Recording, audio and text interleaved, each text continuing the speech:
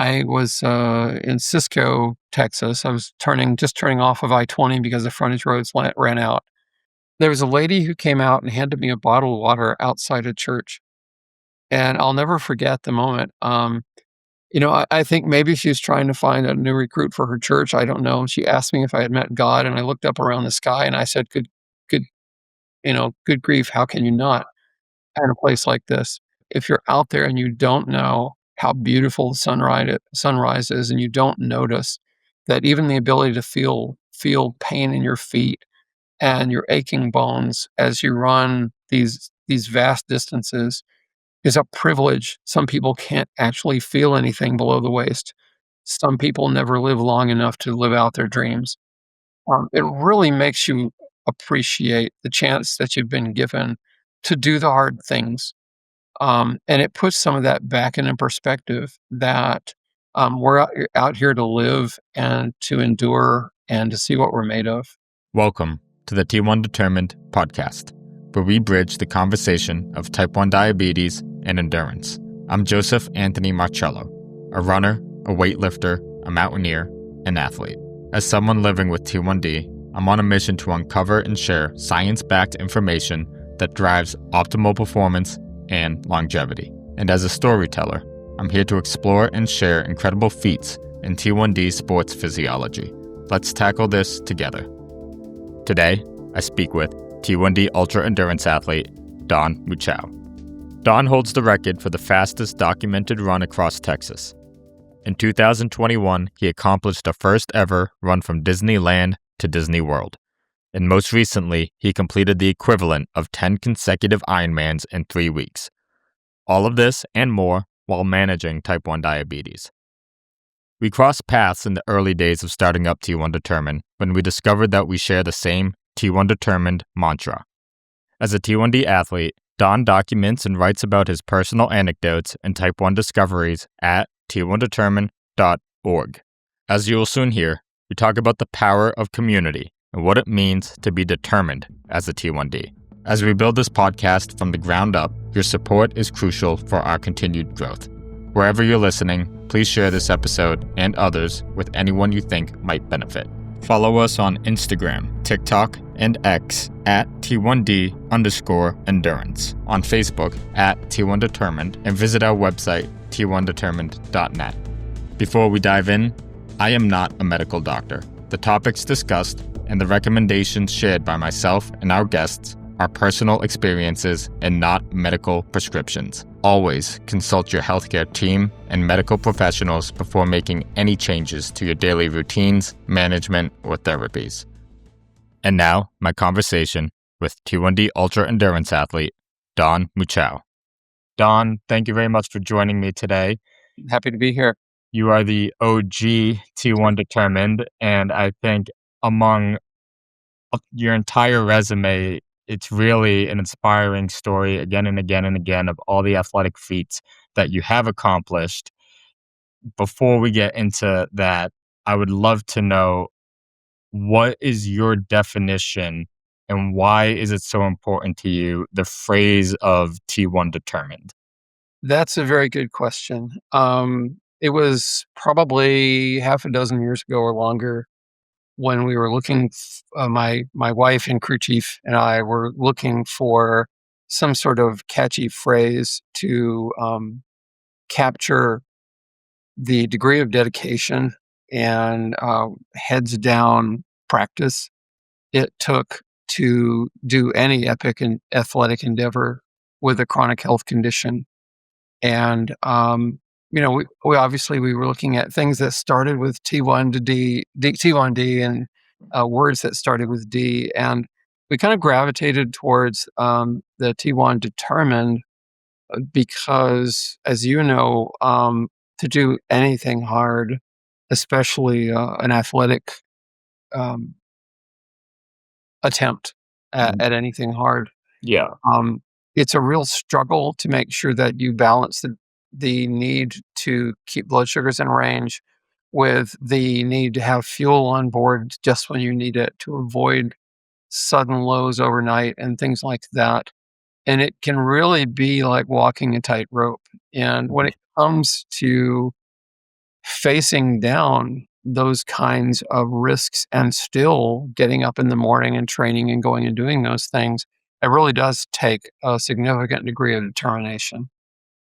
I love exactly how you put that, and it reminds me of what is commonly talked about in the type 1 community is how managing type 1 diabetes is a full-time job on top of a full-time job. There's so many factors that go into training, especially for endurance sports. I mean, any type of sports, whether you're going for a walk down the street or you're running from Disneyland to Disney World. So I'd love next to kind of learn a little bit about you and your diagnosis story and your life with type 1 diabetes leading up to how you transitioned into becoming an athlete and above all an endurance athlete, an ultra athlete. Sure. I'd probably cut that up to three separate phases. Mhm. The first phase is really after my diagnosis in 1972 at the age of 11. Um, I was told by my endocrinologist at the time that I should not exercise because this was 10 years before glucose meters existed. So getting your blood sugar tested was actually a hospital visit. Wow. And he was justifiably concerned that being physically active would cause sudden drops in blood sugar. And at the time, really, it was all about urine tests and putting a sample of your pee in a test tube with lye and reagent solution. And all that So really told you you was really didn't mean to cut in there, but you really did not know what your blood sugar was throughout the. exactly, and that's the point. There was no way of knowing. So, although it sounds crazy today, his advice wasn't all that far off of clinical best practices in 1972. Mhm. But things changed, and during the next 10 years or so, things like glucose meters did become available, and that was a double-edged sword. It was good to know what your blood sugars were, but it was bad to know that they were high or extremely low, and a lot of people, when they see that data, are tempted to use the data to inflict wounds on themselves psychologically rather than alter their strategy. Mhm. And I went through a middle phase that was a lot like that, blaming myself for having this disease that I couldn't really control, making it other people's fault. My doctor, my family, and my family was winging it along with me. And it was only in probably let's see, I ran my first 5K in 2004, the same year when I got a diagnosis of proliferative retinopathy in my left eye. Mm. And I had just undergone what was at the time the best recommended solution, which was a laser treatment to cause the leaking vessels near my retina to coagulate. What they did not tell me until it was all over with was that I would never be able to see in that spot on my retina again because the laser doesn't stop at the blood vessels. It burns out the retina behind them. Wow. And so I was left with a blind spot in my left eye. And suddenly all the warnings about blindness and circulatory issues and all the other things that are dangled out in front of type 1s as bogeyman um, came to light. And I realized, you know what? I almost missed my chance here to do something. Mhm. So that was what inspired me to run my first 5K, which I did horribly. It took me over an hour. I did everything wrong except possibly going slowly and staying within myself. But Um, that 5K led to the future. It's yes, a step forward. started imagining that I was capable of doing more. And in 2013, I guess it was. So we're talking now 9 years later. I had signed up for the Cowtown Marathon, which is an event here in Dallas and actually in Fort Worth. And on a whim, I thought, what's an extra 5.5 miles? I'll sign up for the 50K, the 30, what is it? Um, I believe it's close to 32. It might not right be. at 31 miles. So maybe, only 6 miles, really 5.5 miles longer than a marathon. And I completed the 50K, and the experience was so different and so uplifting. Once the marathoners broke off and headed towards the finish line, there were maybe a couple hundred of us who were doing the 50K, and we passed this aid station. I still remember it, around mile 29, that had flat coke and blues music, and it just seemed like it was my tribe. And I got hooked on the idea that, maybe it didn't end with marathons. Maybe I could try something harder. And that's kind of really what put the drug in my system, for a better lack of a better way of putting it. At that point, were you discovering how that affected your body and techniques of how to manage type 1 while running that distance? And then did you think that you could do the same system going further, or did you think that you needed to learn more in order to accomplish that? Yes. The first one was productive and a learning experience. That was the idea that I could do these things with type 1. I just needed to figure out a way to do it. Um, I reached out to some friends of mine who are more athletic than I was and said, "Okay, how are you doing this? Can I cheat off your paper?" Mhm, And fortunately, they were very willing to help me and give me advice. Where I made the mistake was in assuming that what I had learned was everything there was to know. mhm, And as I started looking at longer distances, I began to think about things like, could I do a 100-mile race? Um, could I could I do a century bike ride? Maybe one day could I do an Ironman or something harder than that? And I, I I, at every turn, learned the hard way that even simple things like caring for your feet don't work the same way for these epic distances that as they do for something like a marathon. Just as a for instance, for marathons, making sure that the front of your toes don't slam into the front of your shoes is a pretty obvious thing. Everyone learns pretty quickly, size up half a size. mhm, Blisters really aren't a significant problem unless you really have a bad shoe or a bad sock. mhm. But when it comes to running things like 100 milers and so forth, it's front and center. And things like stress and the effect that it has on blood sugars, especially when you're living with type 1 and you have full foot blisters, the effect that has on your blood sugar is very counterproductive. And, if you talk to a typical endocrinologist about, well, what do I do when I'm out exercising? Usually the advice you get is, well, if your sugar is high, you need to get more insulin. Well, that's actually not necessarily the best advice if the Mhm. reason your sugar is high is not because you've overfueled or underdosed. Stress can play a significant role in prolonged elevated blood sugar that the only solution for is to reduce the stress. And paradoxically, one of the things that reduces stress is eating. I remember a particular incident when I was on my very first 100-mile run. It was the Honey Badger 100 in Wichita, Kansas, and I think it was across the July 4th weekend. Might be off by a week or so, but um, I was somewhere around mile 64. I had already had blisters on both, big blisters on most of both of my feet. Can imagine what that looked like. Yeah, I mean, it was bad. We did a really sloppy tape job or I did a really sloppy tape job on my feet. Did everything I could to cushion my shoes. They were the wrong shoes. And somewhere, I decided to slog on through the night. Somewhere around midnight, angry farmer in a pickup truck ran me off the road. He was doing this to everybody, so it wasn't personal. Mhm. And my stress spiked. And between mile 64 and mile 90, my blood sugars ran in the neighborhood of 300 to 350 milligrams per deciliter. So I'm not sure what that is in millimoles, but divide by 18, I guess. Um, Uncomfortably high, the kind of high where your doctors would normally say, "Don't exercise, get some insulin." Yeah, and And you at this point, you've already been moving for 64 miles, so yeah, body's already shot probably to to Yeah. complete depletion. And so, I did something strange.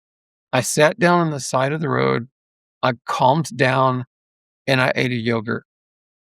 I might have gotten half a unit for that, I'm not sure. And as soon as I stopped running, my blood sugar dropped like a rock Hmm. just from removing the stress. Yeah.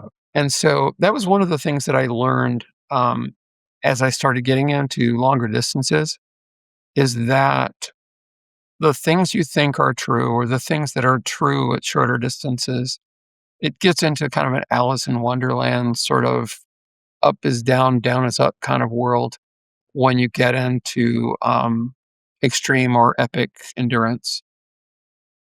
I can imagine on top of that, you'd want to be resistant, obviously jump in and correct me where I'm right or wrong. You'd want to be resistant to giving yourself insulin because your insulin sensitivity may increase if your blood sugar is already dropping once you reduce the stress. If you Yes, give insulin on top of that, that could have it drop too fast, to like drop very quickly. I've yes, been in instances where I've been climbing for a whole day and my blood sugar was up because of the stress, very similar, not distance wise, but for long duration, been out 10 hours or so. And I've been up by like the 250, 275 range just due to stress. And I give insulin for dinner and I have to cut my insulin ratio by 75%. Otherwise, I'm yes. dropping way low. I had, and if that reminds me of an incident that occurred Hmm. during my run across Texas back in 2019. There was a particularly dangerous stretch of road, Texas State Highway 302 between Kermit and Odessa. Um, to put, if you can think of Mad Max, that's not too far removed from what it was like out there. Um, Horrendous amounts of traffic. It's all large trucks with strange machinery that look like something out of a science fiction movie. Called oil country. Yeah, oil country. Swirling sandstorms, um, and traffic is, without exaggeration, 75 miles an hour on the shoulder and faster on the actual road. And, I was running in a patch of, there are only a couple of ways to get through oil field country, and going down Texas 302 is one of them. Going, I think it was 280, I'm not sure if it's 285 or 275, but there's a highway that goes down into Pecos and then, east along, parallel to I-20. I chose to take 302 because it was less populated, and, some people stopped me partway through, maybe 10 miles outside of Odessa and said, "You need to get off this road. This is one of the most dangerous roads in Texas." So I did not stop for snacks. I let my sugar run high. I basically burned my body as fuel for most of the remaining distance into Odessa, and when I stopped for dinner, I dosed. And I thought, I'm going to get my sugar down if it kills me. Well, it very nearly did. A couple of hours after dinner, I was fighting a blood sugar of 20, weaving in and out of consciousness. Wow. Um, I amazed myself that I stayed conscious while my wife gave me glucagon. Hmm. And I thought to myself, I really have to figure this out.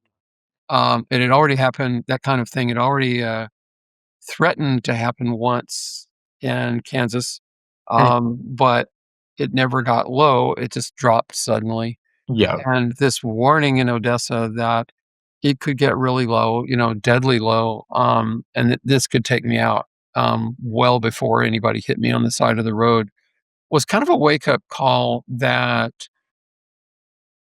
doing something epic with type 1 is not just about doing something epic. It's, there's this meme circulating around the internet that says "Another day with type 1," and it's a guy walking a tightrope with, the Grim Reaper bouncing up and down on the rope behind him holding the scythe. Hmm. And it kinda reminds me of that. It's a walk where death is just a few steps behind you, and yet if you don't cross that tightrope, you don't get to do the things everyone else gets to do. Yeah. So it's harder, to figure out how to do these things safely. And frankly, I think, as you had alluded to earlier, this makes it a more difficult sport to do anything. Um, I kind of feel like if you're living with type 1 and you manage to go out and do a 5K, you're a hero in my book because you had to overcome some very justifiable fears to get out there and be active. Very well said. I cannot agree with you more. I think it is one of the few instances and conditions where you have to focus both on longevity. So, what you do today, day after day after day, will actually impact how long you live. But also the short-term focus is immensely insane because no matter what you do, you are confronted with the risk of either going too low, passing out, getting into complications that could lead to death, or going too high where you could get ketone buildup within a couple hours to a couple days. It's very imminent and prolonged all at the same time. So I believe you're correct That's when very you well manage said. it. Even doing a 5K is an astonishing feat. Yeah, I think you nailed it when you said that, it's both imminent and prolonged. Little bit of background, since I did my and I know we haven't dove into details on it yet, but, um, back in last year, 2024, on my 2nd try, I finally, completed what amounts to a roll your own, 10X Ironman, and, one of the things that I discovered after I completed the event back in October of 2024, during a cardiac stress test in December, 2 months later, found out that, I had one completely blocked coronary artery that was running on basically on the, backup, the corollary flow around the blockage, through arteries that should not have existed. And, it was just a reminder that even if you're lucky enough to have figured out how to do things right, you still have a chronic health condition Mhm. that puts you at greater risk than other people. And it's important to keep in mind as you do these things that the lesson is not to run away, um, and not do anything, but to figure out how to do the hard things bravely and safely. You talk about a lot of stuff that when you mention it, one listening might be fearful, but then you bring an attitude to it where you're basically like, take it head on. Like, this is unfortunately the truth, and you can live in a life of fear, but that's not the opportunity you've been given. And there's an opportunity there to not live in fear and to face it head on. And I think what you just said embodies that. It's an example of let's take this fear, acknowledge it. And when you got that news about your heart, you've already seen complications throughout your lifespan. To you, perhaps this was just another thing that you had to face, and mentally you may have already been prepared. It, yes and no. Mhm. Initially, it was quite the shock. The way it was presented to me by my cardiologist at the time was that it was dire and that something needed to be done right away. And, like a lot of people, I don't receive bad news well. Yeah. Um, what was interesting was that as I began to delve into it further and learn more about whatever it was I was stuck with, more options became available and more subtle strategies in dealing with it became available. And my attitude changed from one of shock and fear to hopefulness that other people had somehow gotten past this. What was, however, challenging was that I didn't get a lot of guidance from cardiologists on how to manage diabetes. I didn't get a lot of advice from endocrinologists on how to manage cardiac risk. Treated Um, like 2 separate things and not yeah, really that they and convert. and frankly, that is still a challenge. Mhm. I'm finding that I have to discover it on my own. And the moment that I research it and the moment that I spend time discovering what works for me as a type 1 with cardiac issues who is interested in ultra endurance athleticism, the number of people who are actually experts in that area probably fits on this hand. Yeah. And it's kind of sad that in a country with almost 400 million people, maybe five are folks that you could talk to about this.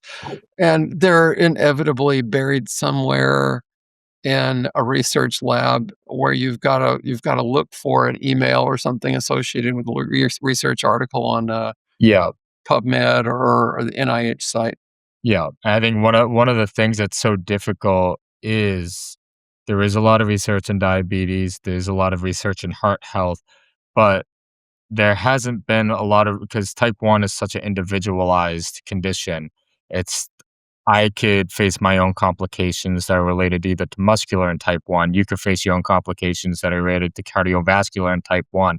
It's almost like the research isn't there because the situations are so distinct.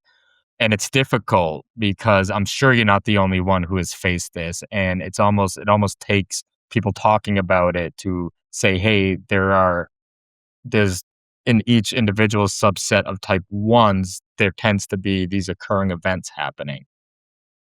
I think you're right. One of the things I have come to believe is that as a community of people living with type 1 and attempting to stay physically active, that the responsibility, like it or not, rests on our shoulders to advocate for research into our particular situation. Mhm.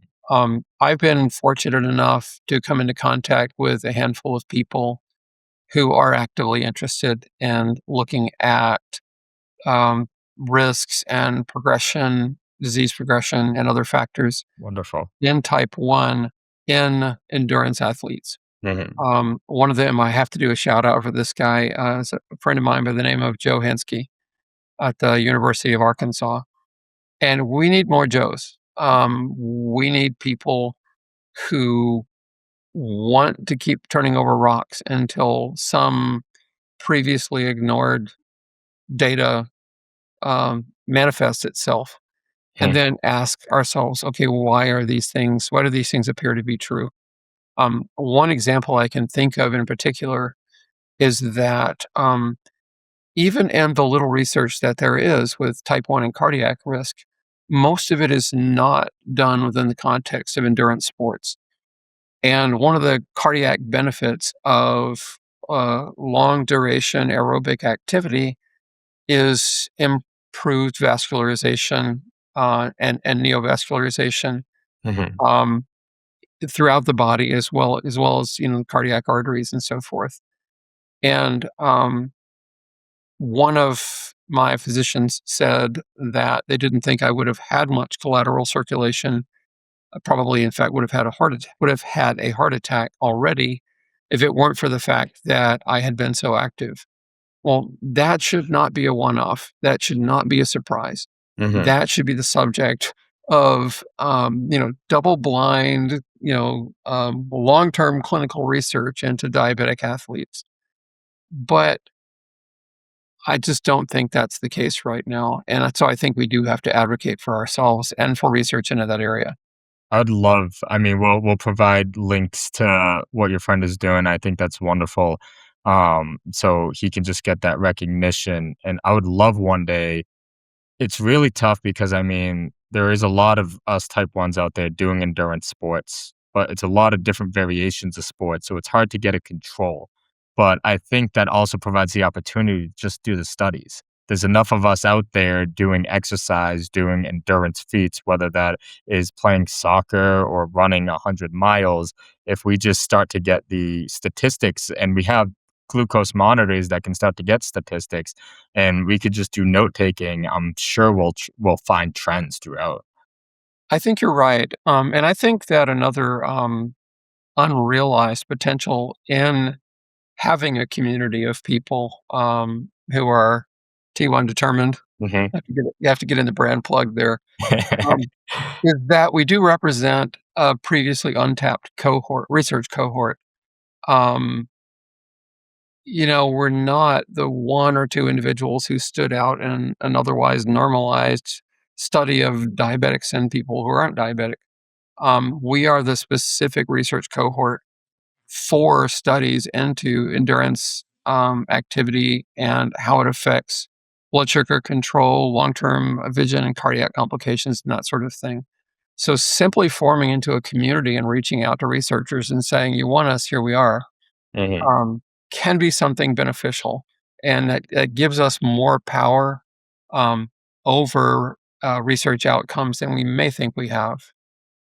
I completely agree, and maybe call it the power of T1 determined because there's a lot of I like individuals the sound out of that. there. And speaking of, and kind of segueing into what you've accomplished a lot, um, and you've done a lot, and the fact that it has been over a little over 10 years, 10 to 20 years or so, and you're at this point in your life of accomplishing and still going. Of your feats, I'd really like to touch upon the run from Disneyland to Disney World. Yes. What is the backstory to wanting to do that? And then I'm really interested in how that training process went and what you learned about food intake and stress levels, a little bit what we were talking about before, but Sure. for something that was bigger than a run across Texas, this was a run across the country. So, with regard to how the Disneyland, the Disney World run came about, I originally had an idea to run across the country, one wet foot in either ocean. It was heading into an election year, back in 2000, and I thought, okay, well, this is an excellent opportunity to raise the profile of Type 1 on Capitol Hill, that kind of thing. Mhm. And I was chatting with a friend of mine, who is the mother of a child with Type 1, and she was talking about what her son dreamt of and what he hoped for and that sort of thing. And it turned out that he was a big Disney fanatic. I mean, anything Mickey Mouse, he was like on that white light, like white on rice. And he asked me when I was talking to his mom about the coast to coast run. He said, "So, are you running from Disneyland to Disney World?" And I thought to myself, "Well, now I am." It's funny that it takes a 7-year-old kid to come up with all the good ideas, but You're like, "Hey, that's actually a pretty good idea." yeah. So I conceived of the idea and kind of kept it in my back pocket, Mhm. for a long time. I wasn't sure anybody but me really cared about it. I had reached out to Disney and not heard anything significant. But when I got to Clermont, Florida, near the end of the run, and I'll talk about training in a minute, but, Yeah. when I got to Clermont, I knew something was up when this guy showed up on the side of the road with a tripod and a nice looking video camera and all this other stuff. And, and he said, "Are you Don?" And I said, "Yes." And I said, "Who are you?" And he said, "Well, I'm Adam. I'm your cameraman." And, turns out that Adam had been a triple Emmy award-winning cameraman, and Disney knew all about it. Um, and they were very courteous to me and were excellent That's hosts. I guess being in the hospitality industry that you have to be, but um, really made me feel welcome at the finish line. And it was a complete surprise. I thought I was going to have to get on and off the property quickly before somebody awesome. spotted me with a cameraman, um, and it was not like that at all. Um, I think that's a testament to what you actually accomplished. I think if you started a movement, people were following you, and you raised awareness, and by the time you got to Disney World, the awareness was there. yes, and I was really, really pleased about that. The thing that mattered most to me was that, because this was a high profile event, I Mhm, had the opportunity to talk about some of the challenges that type 1s face with exercise, as you and I talked about, mhm. and to kind of bring that dialogue out into the open. Um, as far as the training goes, it was kind of, one stumble after another. First at, uh, Honey Badger in Kansas, learning that stress had a significant effect on blood sugar. Um, Prior to that, I had done 100-mile and 200-mile runs. Some were organized events, some were being a solo runner in a relay event, some were just going out and training. Mhm. And, I went through this process of learning that the physical challenges were the least of my worries. I remember back before I did my first solo run of a relay, would have been a Capital Coast Relay in 2017 from Austin, Texas to Corpus Christi. I talked to a fellow ultra runner by the name of Rochelle Frazina, who had been the first person to run that race solo. Mhm. And I said, "Is there anything that I should know about?" And she said, "Well, you already know about taping your feet and sizing up your shoes and all other stuff. You need to worry about sleep and emotional volatility." And I remember somewhere I was 40 miles from the end. So that was a 223-mile run. So it probably would have been uh, maybe what 183 miles into it. I Mhm. think that's right. I was I can't remember. I think the name of the town was Sinton. We were coming into the first signs of civilization outside of Corpus Christi. It was a foggy morning at dawn, and we were my wife and a couple of friends were crewing me. I had a pacer who kind of kept me out of the road for a lot of it while I was sort of hallucinating. And we got to a point where my pace changed and my attitude changed. And w- one of the crew members said, "What's your birthday?" And I got the question wrong. Huh. Um, And what was your blood sugar at this point? So, I mean, it this is was something fine. that has nothing to do with blood sugar. No, not at all. It was just realizing that physical exhaustion Mhm. led to mental fogginess, emotional volatility.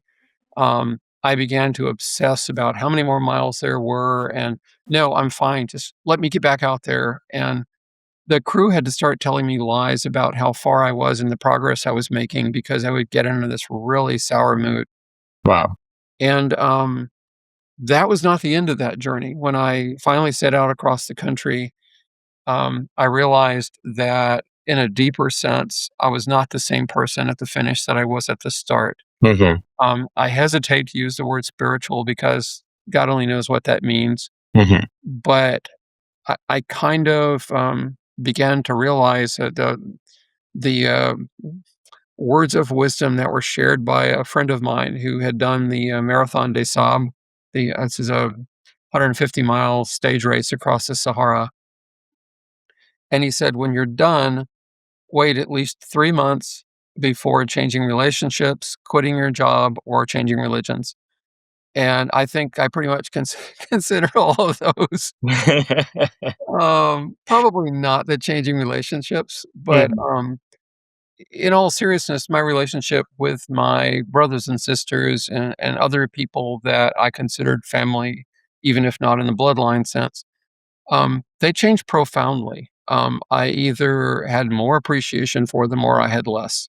I either felt like we shared some common arc or they had no idea what the heck I was going through. And it was very cementing in my own mind um, where I felt I had run to. Mhm. When I got to the ocean, I had no idea where I was going or where I had been, but Yeah. I knew in my mind that I wasn't the same person when I started. And that was all much more of a surprise than learning how to tape my feet or, how do I make sure that I run longer without getting blisters? Um, I blogged a fair bit about it, and I can answer specific questions about some of that. But honestly, a lot of that stuff can be picked up in books or on websites about running or that kind of thing.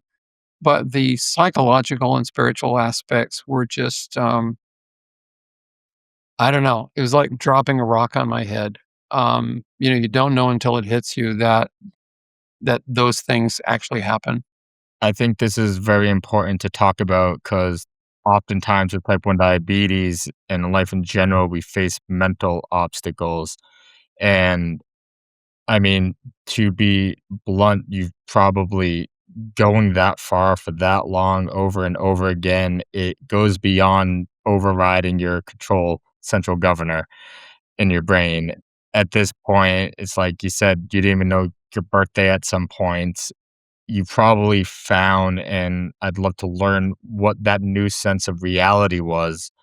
Did you get a chance to look back at what your life is and then seeing the accomplishment that you completed, and then a whole new vision of life of going that far? Because you're so at that doing something for that long, stressing your body out for that amount of time, you're so close to death while living at the same time. Yeah, I think there are a couple of things I'd like to share about that. First Mhm. of all, physically, um, I like to tell people that post-epic is a lot like post-op. Mhm. When you go in for major surgery, they tell you to take 6 weeks to heal, and take it easy on yourself. And, I ran, blood work before, during, and after, both the Texas run and the US run, and my observation was that, um, stress markers, things like cortisol, C-reactive protein, um, GFR, some other things that get out of whack when you've been doing hard stuff for a long time, they were out of whack by as much as 6 weeks. Um, uh, it was easy for me to track about where I was in the process because, um, I had a lot of nightmares.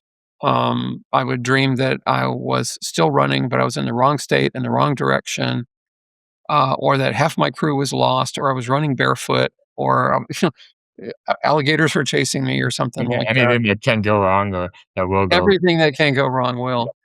And, those nightmares promptly stopped once my stress markers normalized, as did, transient depression. Mhm. And, those are really some fairly extreme markers for physically what happens. We were talking about, you know, sort of how and when did I realize that I was kind of a different person at the end, and, the markers for that were a little more subtle. Um, when I did my first 200-mile run, I was very focused on the physical pain and trying to outrun the hallucinations and just stay awake a little longer if I could and keep walking and that kind of thing. When I ran on the side of the road, I would try to focus on not getting blisters on my feet or something like that. When I did Texas, I realized that I was gonna wake up the next morning and do it again and again and again and again and again for almost a month. Yeah. And after a while, you kind of go into automatic mode on taking care of your body, but, your mind can drift. And what's dangerous about that is if you're not paying attention to what's going on around you, you can get hit by a car. Mhm. Um, I don't remember, I think I learned in late 2020, that, after I had set the record for the fastest documented run across Texas, there are some people who have beat it, but not documented it. I want to acknowledge that. And this is a supported run. Ethan Kimes holds the record for the fastest unsupported run across the state. And just so our audience knows, and this is out there on the internet, was this before or after your run from Disneyland to Disney World? This was before. This was the Okay. year before. Yeah. In many ways, it was a practice run Mhm. for Disneyland to Disney World. I did not have that in mind at the time, but Texas is a big state, and you can either run across the southern U.S. again, or you can start all over and try to find a route through mountainous country. Mhm. I chose to run the South because I knew it. I knew the heat. Um, I knew a little bit of what it would be like on the front and tail ends of it if everything held to schedule, which it did not. But I was familiar with it. But I learned during that run that, I learned after that run that two people had attempted to break the record. One of them uh, did not attend to, injuries on the soles of his feet, and ended up with, debilitating cellulitis. And the second person, a lady by the name of Rebecca Gartrell, was actually hit by a truck and killed. Wow. So it So put unfortunate. me in. I'm sorry, go ahead. No, I was just saying how unfortunate that is, especially when Yeah, you have to I, do something like that and to get killed while trying to accomplish a goal is really tragic. well, and it was always in my mind that something like that might happen, and you learn very quickly that it is to your benefit, not just for calmness and serenity and all that other woo-woo stuff, to maintain a meditative state while Mhm. you're running, but it is good for your safety to calmly pay attention to your surroundings and be fully aware of what's going on around you. I know that sounds like I'm trying to make a science out of Buddhism or something, but it really does make a difference to pay attention to your surroundings in a calm and attentive way. You were training Did you train your mind before with practicing meditations, trying to calm yourself down, so by the time you're in that, you knew what to do, or was it kind of figuring out as you went? Yeah, of course not. I figure out everything as I go. So, yeah, no, I was new to the idea of, um, maintaining focus rather than zoning out, Mhm. and, it actually if you had to ask me what my one greatest irritation is, it's people who want to run with earbuds. It's a good way to die early. Um, if you're gonna be out on the roads like that, you need to be physically present and mentally present on those roads. It's very important. I personally like running without earbuds because I like being focused, I like being in the moment, and I always listen to podcasts and music throughout the day, and I find running is a time to get away from that. Yeah, it is. It is. There was, I'm trying to remember, I think it was during the Texas run. Mhm. Um, I was, in Cisco, Texas. I was turning off of I-20 because the frontage roads ran out, and heading up towards the northwestern outskirts of the DFW area around, Weatherford and Mineral Wells. And, there was a lady who came out and handed me a bottle of water outside a church, and I'll never forget the moment. I think maybe she was trying to find a new recruit for her church, I don't know. She asked me if I had met God, and I looked up around the sky, and I said, good good grief, how can you not in a place like this?" And I'm not a particularly religious person, but if you're out there and you don't know how beautiful the sunrise is, and you don't notice that even the ability to feel pain in your feet and your aching bones as you run these vast distances is a privilege. Some people can't actually feel anything below the waist. Some people never live long enough to live out their dreams. It really makes you appreciate the chance that you've been given to do the hard things. And it puts some of that back into perspective that, we're not here to make it out the easy way. As Jim Morrison said, nobody here gets out alive. We're out here to live and to endure and to see what we're made of. At least that's my take on things. That's really inspiring, and my audience knows I am personally very religious, but on the podcast, I never advocate for one to follow a certain religion or advocate for a certain religion, but we're doing sports out in nature, and it's a gift to be out there. I mean, we're on this planet, and to be alive during a time where type 1 is manageable, where we have the medicine to still be alive, and then we're able to do this endurance on a planet that at the same time is just so gorgeous and beautiful. It really is a gift. I 100% agree with you. Spirituality is what each of us defines it to be in our own lives, Mhm. and it's one of those things that's very close to the individual. And I wouldn't begin to question what anybody's insights are and how they came by them. But I think that some of the best learning that I've ever had on how to live and to live with a chronic health condition is to be outside and to realize just what a privilege it is to be out there. Completely agreed. And I think this is another perfect segue and transition. You're great at this, Don. um, for my next question, what you have learned through what you do. Obviously, I've alluded before and I talked about it. You're a superhero. You've done stuff really, really amazing. What have you learned that can be translated into the life of somebody who is trying to start that first 5K as a type 1 diabetic? As someone who isn't running 100 miles, what have you learned about managing type 1 diabetes, especially the mental fortitude that we've been talking so much today for those out there either newly been diagnosed, been living with this for a while, but haven't started that exercise routine yet, or those trying to train for similar feats? A couple of things, really. First of all, that you're capable of much more than you think. You may have to do it with one hand tied behind your back, but when you have to do something, you find out that within time you can get good at it. It's okay right after you're diagnosed to not know anything, but it's your responsibility to learn what you can, to accept the fact that this has happened, and to treat your data as a source of learning rather than a source of self blame. Um, and to realize that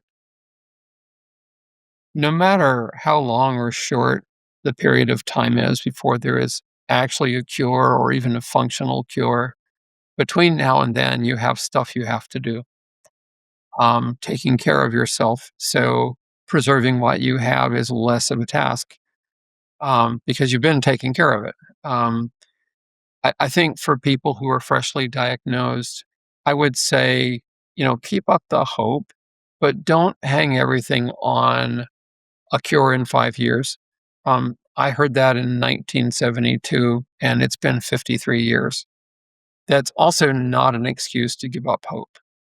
Um, I believe that if you look in the right places, you'll see that progress is being made in research um, towards a deeper understanding, not just of type 1, but of autoimmune disorders and the role of stress and immunological response and things like that, that may lay bare a whole world of new facts that spawns a new generation of research. But that research takes time. And um, participate in clinical trials, be part of the solution. Do the things that are in your ability to do. And, maybe the rising tide will lift all boats. Um, I'd like to believe on my better days that getting out and doing some of these hard things myself, just as an example, is finding out for somebody so they don't have to discover on their own what insights might be most valuable to someone with type 1 who says, I want to go do the mountaineering things that Joseph is doing. I want to do the run things that Don is doing so that they don't have to figure it out on their own. Um, prior to your podcast, you had alluded to the sense of community. Um, I think that is really key to realize that sometimes you're going to be the person with the answers.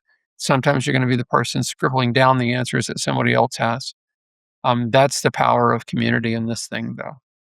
Learning together. I mean, you couldn't Yeah. have said it better than that, is that at the very least, we all have our individual goals, but we can acknowledge that what we do, we then learn something that others can benefit. And I think that's a mission that you and I are both trying to do. We're trying to get people's voices out there because there are a lot of type ones doing awesome things. And it's cool to see that they're doing awesome things, but we're also learning information. And then it's even better and more practical to not only be inspired, but to take grounded scientific data and then apply it to the next generation of type 1 diabetics. I do think that's important. I think the other thing too is to help each other. to bring these stories to light. Um, I work in marketing, so I find that reaching out to media is in my wheelhouse. Other people are better at doing other things, and m- those of us who can help in areas where our colleagues uh, need a hand, that's also a positive way in which we can contribute. There's a gentleman, I believe his name is Andrew Wallace. I'm not sure about that. Who's a Type 1 marathon swimmer. Um, and I believe I think there are 4 Type 1s who've now done marathon swims over 12 miles. Okay. I want to be the 5th one before I die. I don't know if that'll be me because I'm not necessarily fast enough, but You know, I don't see his story getting told and shared a lot. I think because for whatever reason, his profile on social media is a little bit more low key. But finding other heroes like that, reaching out to them through podcasts like yours, Mhm. and helping them tell their stories does a great service to the community by letting people know there's somebody out there, and if you can cheat off their paper, it might be, your leg up into, not just self-accountability, but self-efficacy. Yep. I think one thing I've learned from being involved in the Type 1 community is it's not a competition. It Well, really sometimes it it is. but No, it really, I you're mean, right. It's helping each other. yeah, yeah, total and I mean, that doesn't mean that we don't have competitive minds. I mean, often my most competitive mind is against myself, and that's a Yes. different conversation. But in an instance like that, we'll make sure to reach out to him, try to get him on a podcast. And you're right, a lot of people who do, I mean, marathon swimming is so unique that people aren't doing it for the fame. They're doing it because they want to do it. They want to love to do it. So that means they may not be on social media. I mean, I personally hate social media, but I love content creation. So trying to balance it all, Sure. totally there's stories that are out there that may not be the top headlines, but that doesn't mean that they're not worth the top headline space. And there I was thinking that the whole purpose of swimming at the lake was to taste the water accidentally. That's a good one. Yeah. No, there's another fellow, Brian Lucido. I would love to hear his story told. He's Type 1. He's a mountain biker, and I Mhm. believe he actually set the record for the Tour Divide a while back. Wow. Just an amazing gentleman, but also fairly low key. Yeah, I have so many stories. Fellow swimmer, a friend of mine, Karen Lewin, is Type 1. I believe she's approaching 70, and she did Key West. that's awesome. Um, That's awesome. and so many stories out there. And one of the things that really excites me about your podcast is that it is telling these stories. Yeah. It's not just one person saying, "Well, I found this out the hard way," Mhm. but it's a whole community of people, speaking with one voice that these things are possible. They're hard. You learn things. Sometimes they're the kind of things that nobody but a Type 1 cares about. Mhm. But these are all valuable lessons that empower and enable us to do the things we dream of, rather than being the kid at 11 years old who was told, "Don't walk." Well, thank you for that, Don, and I take that to heart because I was the kid in the hospital. I was fortunate, and I will always say I'm very fortunate to have a nurse come in and give me an article on a type 1 diabetic who's climbed Everest. So I had a very different situation where I was told what is possible. And then I got out of the hospital to not find a single person like that for the next coming years and realizing that I was learning a lot by myself. And I want T1 determined your T1 determined, this podcast, all of it. I want it to be to somebody out there, at least one person out there, be that article that I received in the hospital to be like, hey, perhaps I don't know where to go to talk to somebody about this, but this exists out there and people can learn from it. I agree. As we've talked about before offline, I truly believe that a rising tide lifts all boats, Hmm. and people need to hear more of those stories and more of those voices. And if necessary, cheat off those people's paper or be the Yep. person whose paper gets cheated off of. Well, I can't thank you enough for being one of those voices. And I Thank you. must ask, Don, what is next for you? I'm looking at a couple of things. I haven't given up on Key West. Yeah. I've been out at the lake practicing swimming at a more controlled heart rate due to some of the cardiac risks I'm now aware of. But my progress has been good. Um, I need to make an average 1.5 mile an hour pace in order to beat the tides at Key West. Mhm. But if it isn't that, I've taken a look at maybe trying to set a fastest known time for an out and back run of the Katy Trail between Kansas City and St. Louis. So there is an established record for a one-way run of that route, but this would be an out and back. But you know what? Even if all it is waking up in the morning and telling myself I can still do it, I'm happy with that. At some point, I'm going to have to accept the reality that, epic may not be on the table for me. But as long as I'm able, I'm going to keep trying. I not only love that you have options, but I love that you have perspective. I love that you have vision, and I love that you hold that vision in reality. And I know our conversation today has only just scratched the surface. And I truly would love to welcome you back for a future episode, and we can get into details on every single topic that we didn't touch today. And we touched a lot today. I just want to say from the bottom of my heart, Don, I am very serious when I say this.